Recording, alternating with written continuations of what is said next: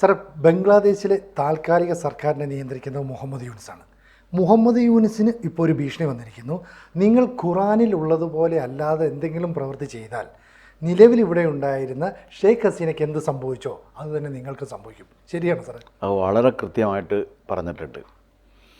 അത് എന്താ സംഭവം എന്ന് വെച്ച് കഴിഞ്ഞാൽ, അവരൊരു വനിതകളുടെ പ്രശ്നങ്ങൾ പഠിച്ചിട്ട് അതിൽ പരിഷ്കാരങ്ങൾ വരുത്താൻ വേണ്ടി ഒരു കമ്മീഷന് നിയോഗിച്ചു.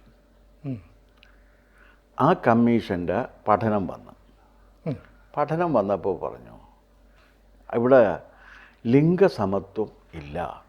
അതിൻ്റെ കാരണം മതത്തിൻ്റെ അടിസ്ഥാനത്തിലാണ് അതിൻ്റെ കാരണം എന്ന് ഈ കമ്മീഷൻ കണ്ടെത്തി പറഞ്ഞു. അപ്പോൾ ഇവർ റിപ്പോർട്ട് കൊടുത്തു. റിപ്പോർട്ട് കിട്ടിക്കഴിഞ്ഞപ്പോഴേക്കുമാണ് ഇത് ഉടനെ തന്നെ എന്ത് ചെയ്യുമെന്ന് വെച്ച് കഴിഞ്ഞാൽ അവിടെ പ്രശ്നമായി. ഒന്ന്, ഖിലാഫത്ത് മജ്ലിസ്, അതിൻ്റെ secretary general Ahmed Abdul Khadir, അയാൾ ദേശം മുഴുവനും പ്രക്ഷോഭം അഴിച്ചുവിടാനുള്ള ആഹ്വാനം ചെയ്തേക്കാണ് ഇതിനെതിരെ. പിന്നെ എന്താണെന്ന് വെച്ച് കഴിഞ്ഞാൽ, അവിടുത്തെ മറ്റ് മത യാഥാസ്ഥിതിക സംഘടനകളും പുള്ളിയോടൊപ്പം ചേർന്നിട്ടുണ്ട്. അവർ പറയുന്നത് എന്താണെന്ന് വെച്ചാൽ, ആ തീരുമാനം ഖുറാനും ഇസ്ലാമിനും എതിരാണ്. അതെന്താ കാര്യം എന്ന് വെച്ച് കഴിഞ്ഞാൽ, സത്യത്തിൽ ലിംഗസമത്വം എന്നൊരു സങ്കല്പം ഖുറാനിലില്ല. ഖുറാൻ സൂറ 2 228 സൂക്തം, ഞാൻ എൻ്റെ തർജ്ജിമ വായിക്കാം. പുരുഷന്മാരെ പോലെ സ്ത്രീകൾക്കും അവകാശങ്ങളുണ്ട്, എന്നാൽ പുരുഷന്മാർക്ക് സ്ത്രീകളേക്കാൾ ഒരു പടി അവകാശങ്ങൾ കൂടുതലുണ്ട്. എന്ന് വെച്ചാൽ എന്താണ്? സമത്വമല്ല, അതിനേക്കാൾ കുറച്ചുമില്ല. പുരുഷനാണ് ആധിപത്യം. ആ ആധിപത്യത്തിന് കീഴിൽ ജീവിക്കുകയാണെങ്കിൽ കുഴപ്പമില്ല. ഇത് ഖുറാനിലുള്ള വാക്യമാണ് ഞാൻ പറഞ്ഞത്. മറ്റൊരു നൊട്ടോറിയസ് ആയിട്ടുള്ള വാക്യം എന്താണെന്ന് വെച്ചാൽ, പുരുഷന്മാർക്ക് യഥേഷ്ടം കൃഷി ചെയ്യാനുള്ള കൃഷിഭൂമിയാണ് സ്ത്രീ എന്നൊരു സങ്കല്പമുണ്ട്. മറ്റൊരു കാര്യം എന്താണെന്ന് വെച്ച് കഴിഞ്ഞാൽ, മുത്തലാഖ് അടക്കമുള്ള കാര്യങ്ങളൊക്കെ ചെയ്തിട്ട് സ്ത്രീകളെ ഏത് സമയത്തും ഉപേക്ഷിക്കാനുള്ള ഒരു സങ്കല്പമുണ്ട്.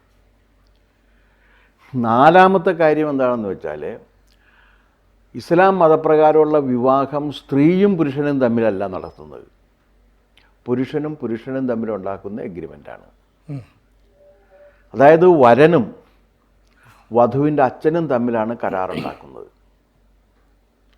ഈ കരാറ് ഉണ്ടാക്കുന്നത് വധുവിന് വേണ്ടിയാകുന്ന വധുവിൻ്റെ അച്ഛനാണ് എടുക്കുന്നത്. വധുവിന് അതിലൊരു പങ്കുമില്ല. അതുകൊണ്ടാണ് വധുവിൻ്റെ സമ്മതമില്ലാതെ തന്നെ ഇവർക്ക് ഇത് ചെയ്യാൻ കഴിയുന്നത്, മുത്തലാഖ് പറ്റുന്നത്. അതുകൊണ്ടാണ്. പിന്നെ അപ്പോൾ അതിൻ്റെ ലീഗൽ സൈഡ് കൃത്യമാണല്ല. എഗ്രിമെൻ്റ് ഉണ്ടാക്കിയിരിക്കുന്നത് ഞാനും താനുമാണെങ്കിലല്ലേ നമ്മൾ രണ്ടുപേരും. എഗ്രിമെൻ്റ് ഉണ്ടാക്കിയിരിക്കുന്നത് ഭാര്യയും ഭർത്താവും തമ്മിലല്ല, ഭാര്യയുടെ അച്ഛനും. ഇത് ഇസ്ലാമിലെ വിവാഹവും യൂറോപ്യൻ സങ്കല്പത്തിലുള്ള മറ്റ് മതത്തിലെ വിവാഹങ്ങളും തമ്മിലുള്ള അടിസ്ഥാനപരമായിട്ടുള്ള വ്യത്യാസമാണ്. ഇപ്പോൾ ക്രിസ്തു മതത്തിൽ ഭാര്യയും ഭർത്താവുമാണ് ആ വ്യവസ്ഥയിൽ ചേരുന്നത്. കാരണം നന്മയിലും തിന്മയിലും കോട്ടത്തിലും വീഴ്ചയിലും എല്ലാം പരസ്പരം ഒരുമിച്ച് നിൽക്കും എന്നൊരു കരാറെടുക്കുകയാണ് അവർ. ആ കരാറ് ദൈവത്തിൻ്റെ സന്നിധിയിൽ വെച്ച് എടുക്കുകയാണ്, പള്ളിയിൽ വെച്ച്. അവിടെ ഈ പുരുഷനും സ്ത്രീയും ഉണ്ട്. പക്ഷേ ഇസ്ലാമിലെ വിവാഹത്തിൽ അതില്ല. അപ്പം ലിംഗസമത്വം എന്നുള്ളത് ഇസ്ലാമിക് സങ്കല്പത്തിലില്ല എന്നുള്ള ഒരു വസ്തുതയുണ്ട്. ഇതിനെ പലപ്പോഴും മറച്ചു വെക്കാറുണ്ട്. എന്തിനേറെ പറയുന്നു, നമ്മുടെ ഈ മലപ്പുറത്ത് പോയി കഴിഞ്ഞാൽ പഞ്ചായത്ത് തിരഞ്ഞെടുപ്പ് വരാൻ പോയിരുന്നല്ലോ. പഞ്ചായത്ത് തിരഞ്ഞെടുപ്പിൽ ഇപ്പോൾ സ്ത്രീകളുടെ വാർഡ് ഡിവിഷൻ വരുന്നുണ്ട്. 50% സ്ത്രീകൾക്ക് കൊടുക്കണമല്ലോ. അപ്പോൾ അവിടെ എങ്ങനെയാണെന്ന് വെച്ചാൽ, അബൂബക്കറിൻ്റെ ബീവിക്ക് വോട്ട് ചെയ്യാനാണ് പറയുന്നത്. സ്ഥാനാർത്ഥിയുടെ പേര് വന്നിട്ട് അബൂബക്കറിൻ്റെ ബീവിക്ക് വോട്ട് ചെയ്യാൻ. എന്തൊരു കഷ്ടമാണെന്ന് ആലോചിച്ച് നോക്ക്. സാറേ, കഴിഞ്ഞ തദ്ദേശ തെരഞ്ഞെടുപ്പിൽ മലപ്പുറത്ത് ചില സ്ഥാനാർത്ഥികളുടെ ഒരു വനിതയാണ് നിൽക്കുന്നതെങ്കിൽ ഭർത്താവിൻ്റെ പടമാണ് ഫ്ലെക്സിലുള്ളത്. എന്നിട്ട് ഇയാളുടെ ഭാര്യ കോട്ട് ചെയ്യാൻ പറയും. പടം വരാൻ പാടില്ല.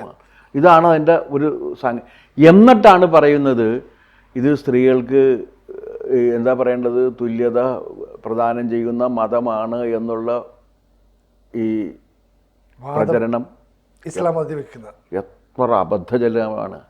ഇത് തന്നെ ആലോചിച്ച് നോക്ക്. സൂറ 2:228 കൃത്യമായി പറയുന്നു അവകാശങ്ങളുണ്ട്, പക്ഷേ പുരുഷന്മാർക്ക് കൂടുതലുണ്ട്. All are equal but some are more equal എന്ന് പറഞ്ഞാൽ there is no equality. All are equal but some are more equal എന്ന് പറഞ്ഞു കഴിഞ്ഞാൽ ദർ ഈസ് നോ ഇക്വാലിറ്റി. ഇനി ഇത് ദൈവവചനമാണ് എന്നും ദൈവവചനമായതുകൊണ്ട് തന്നെ ഇത് ലംഘിക്കാൻ പാടില്ല എന്നുമാണ് ഇസ്ലാം മതം പറയുന്നത്. ഈ ഖുർആൻ ഒരു പ്രത്യേകതയുള്ളത്, അതിൽ നിന്നൊരു അക്ഷരമോ വാക്കോ ഒരു മാത്രയോ കുത്തോ കോമയോ യാതൊന്നും അതിനകത്ത് കൂട്ടിച്ചേർക്കാനും പാടില്ല, എടുത്തു മാറ്റാനും പാടില്ല. അതിലെന്താണോ പറഞ്ഞിരിക്കുന്നത് അത് അപ്പാടെ വിശ്വസിക്കുകയും ആ വിശ്വാസത്തിനനുസരിച്ച് പ്രവർത്തിക്കുകയും വേണം. അതിലിപ്പോൾ ഞാൻ വന്നിട്ട് എനിക്ക് എന്തെങ്കിലും കൂട്ടിച്ചേർക്കണം, സാധ്യമല്ല. എടുത്തു മാറ്റാനും പറ്റില്ല. കാലത്തിനനുസരിച്ചുള്ള മാറ്റങ്ങൾ വേണം. ഒരു മാറ്റവും അതിനകത്ത് വരുത്താൻ പറ്റില്ല, ഒന്നും മാറ്റാൻ പറ്റില്ല. അതിൽ നിന്ന് ഒരു കോമ എടുത്ത് മാറ്റുന്നത് ദൈവനിന്ദയാണ്. ദൈവനിന്ദയ്ക്കൊരു ചെറിയ ശിക്ഷയുണ്ട്, വധശിക്ഷയാണത്. ദൈവനിന്ദക്ക് മാപ്പില്ലാത്ത വിധത്തിൽ വധശിക്ഷയാണ് പറയുന്നത്. അപ്പം എന്തു ചെയ്യും?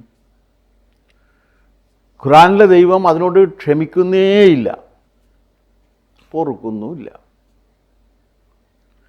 അത് പറഞ്ഞിരിക്കെ ഖുർആൻ നിയമപ്രകാരം അല്ലാത്ത ഒരു രാജ്യഭരണത്തെ ഇസ്ലാമിക തീവ്രവാദികൾക്കും യാഥാസ്ഥിതികർക്കും അംഗീകരിക്കാൻ സാധ്യമല്ല. അപ്പം മുഹമ്മദ് യൂനസിനെ അവിടെ കൊണ്ടുവന്ന് പ്രതിഷ്ഠിച്ചിരിക്കുന്നത് എന്തിനാണ്? പുരോഗതി ഉണ്ടാക്കാൻ വേണ്ടിയിട്ടല്ല. പിന്നെ എന്തിനാണ്? ഇസ്ലാമിക തീവ്രവാദ യാഥാസ്ഥിതിക നിയമങ്ങൾക്കനുസരിച്ച് ഒരു രാജ്യഭാരം ഉണ്ടാക്കാൻ വേണ്ടിയിട്ടാണ്. ഇതിന് മുമ്പുള്ള ഷെയ്ഖ് ഹസീനയുടെ പ്രശ്നം എന്താ വെച്ചാൽ ഷെയ്ഖ് ഹസീന സെക്കുലറായിരുന്നു. അത് പാടില്ല. ഷെയ്ഖ് ഹസീനയുടെ സെക്കുലറിസം തന്നെ നമുക്കറിയാം അവിടെ എന്താ സംഭവിച്ചതെന്ന്. അത് പാടില്ല. പക്ഷേ ഷെയ്ഖ് ഹസീന ഒരു കാര്യം ചെയ്യുന്നു, ഇസ്ലാമിക തീവ്രവാദ സംഘടനയായ ജമാഅത്ത് ഇസ്ലാമിയെ നിരോധിക്കുകയും അവരുടെ ഈ നേതാക്കളെ ജയിലിലടക്കുകയും ചെയ്തിരുന്നു. ഇയാൾ വന്നിട്ട് ആദ്യം ചെയ്തത് അവരെ വിമോചിപ്പിക്കുകയാണ് ചെയ്തത്. ഇവരോടുള്ള കംപ്ലീറ്റായിട്ടുള്ള അടിമത്വം പ്രഖ്യാപിച്ചിട്ടാണ് അയാൾ ഇരിക്കുന്നത്. അപ്പോൾ അയാൾക്ക് പ്രശ്നമായി. കാരണം എന്താണെന്ന് വെച്ചാൽ തീവ്രവാദത്തിന് നമ്മൾ ഒരിക്കൽ കീഴ്പ്പെട്ട് കഴിഞ്ഞാൽ അവർ മുഴുവനായിട്ട് നമ്മളിൽ നിന്ന് എടുത്തു മാറ്റും എന്നുള്ളതാണ് വസ്തുത. ഇപ്പോഴാണ് അദ്ദേഹത്തിന് ഇത് മനസ്സിലായിട്ട് വരുന്നത്. അവർ വ്യക്തമായിട്ട് പറഞ്ഞു, സ്ത്രീ പുരുഷ സമത്വം ഖുർആൻ വിരുദ്ധവും ദൈവനിന്ദയുമാണ്, അത് അംഗീകരിക്കാനേ സാധ്യമല്ല എന്നാണ് ഖിലാഫത്ത് മജ്ലിസിൻ്റെ നേതാക്കൾ പറയുന്നത്. ഹസ്രത്ത് ഇസ്ലാം നേതാക്കളും അത് തന്നെ പറയുന്നുണ്ട്. ഇതൊക്കെ എന്തിൻ്റെ പേരിലാണ് വ്യത്യാസം എന്നൊന്നും എനിക്കറിയാൻ പാടില്ല. കാരണം ഓരോ അറബ് വാക്കിൻ്റെ പേരിലും ഓരോ സംഘടന ഉണ്ടായിട്ട് ആ സംഘടനകളെല്ലാം അവരാണ് യഥാർത്ഥ ഇസ്ലാം എന്ന് പറയുകയും അവരുടെ ഇഷ്ടാനിഷ്ടങ്ങൾ ജനങ്ങൾക്ക് മേലെ അടിച്ചേൽപ്പിക്കുകയും അങ്ങനെ അടിച്ചേൽപ്പിക്കുന്ന ഇഷ്ടാനിഷ്ടങ്ങൾക്ക് സമ്മതം കൊടുക്കാത്തവരെ വളരെ ക്രൂരമായ രീതിയിൽ പീഡിപ്പിക്കുകയും ചെയ്യുന്ന ഒരു സമ്പ്രദായം ബംഗ്ലാദേശിൽ തിരിച്ചു വന്നിരിക്കുന്നു എന്നുള്ളതാണ് വസ്തുത. ബംഗ്ലാദേശിൻ്റെ ചരിത്രവും അതുതന്നെയാണ്. സുഹ്രവർദിയുടെ കാലത്ത് സുഹ്രവർദിയാണ് ഡയറക്റ്റ് ആക്ഷന് നേതൃത്വം കൊടുത്തത്. ഡയറക്റ്റ് ആക്ഷന് 1947 സ്വാതന്ത്ര്യം കിട്ടുന്ന കാലത്ത് 1946 ഡയറക്റ്റ് ആക്ഷൻ വരുന്നത്. ഡയറക്റ്റ് ആക്ഷൻ എന്ന് പറഞ്ഞാൽ എന്താണെന്ന് അറിയാമോ? നേരിട്ട് പോയിട്ട് ഹിന്ദുക്കളെ കൊല്ലുക എന്നുള്ളതായിരുന്നു. ആഹ്വാനം ചെയ്തത് ജിന്നയാണ്.